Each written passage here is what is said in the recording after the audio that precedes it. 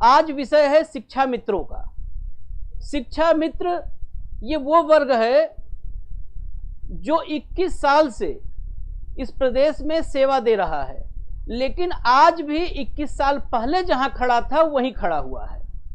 बहुत सारी इनकी वेदना है, बहुत पीड़ा है, बहुत दुख है, सारी चीजें आपके सामने आएंगी।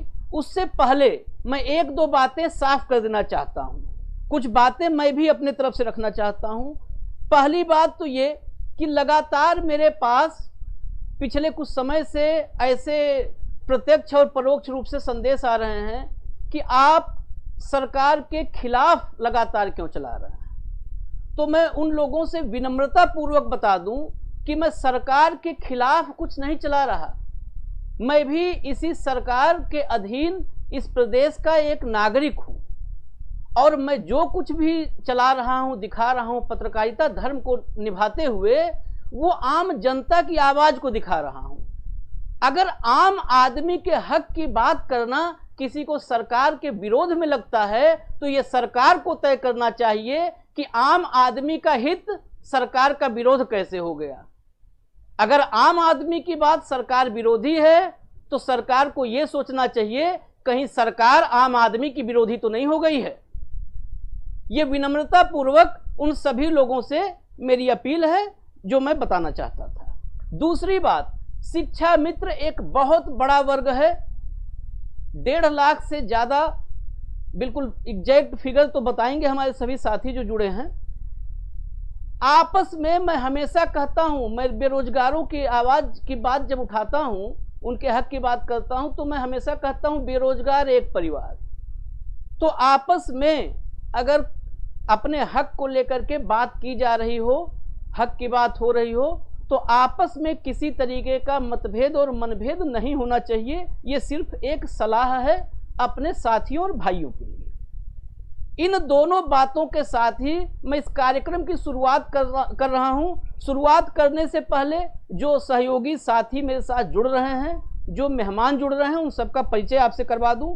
सरिता राय हैं, शिक्षा मित्र हैं और आज महिलाओं की जो वेदना है उसका प्रतिनिधित्व कर रही हैं, जो 1.5 लाख से ज्यादा शिक्षा मित्र हैं, उनमें बड़ी संख्या महिला। सभी साथी, सबकी वेदना एक है, सबकी पीड़ा एक है, इसलिए इन सभी साथियों की बात पूरी तसल्ली से सुनी जाएगी, समय की कोई सीमा नहीं होगी। और इस आवाज को विनम्र निवेदन करूंगा कि इनकी गुहार सुनी जाए। इन सबके पहले ये सारी चर्चा शुरू करें, बहुत सारे तथ्य हैं, बहुत सारी बातें हैं। इस सबके पहले इस सरकार में हमारे प्रदेश के मुखिया योगी आदित्यनाथ जी और देश के प्रधानमंत्री नरेंद्र मोदी जी, इन दोनों की संवेदनाएं कितनी जुड़ी रही हैं शिक्षा मित्रों के साथ, और शिक्षा मित्रों के हित के बारे में ये कितने चिंतित रहे हैं, ये भी प्रदेश को जानना देखना जरूरी है। क्योंकि अगर कोई संवेदना रखता है किसी वर्ग से तो वो वर्ग अपेक्षाएं भी उससे ज्यादा रखता है।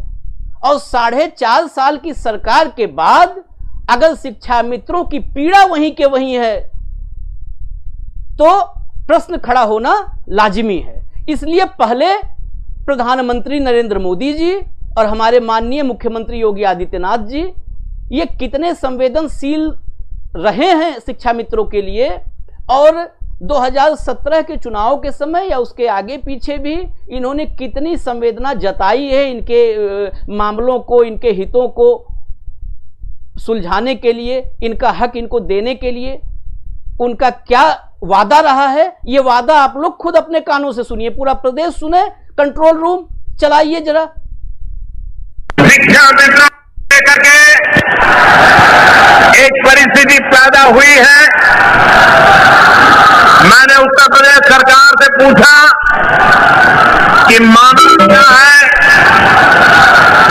उन्होंने मुझे बताया कि अभी तक हमारे पास कोर्ट का ऑर्डर आया नहीं है।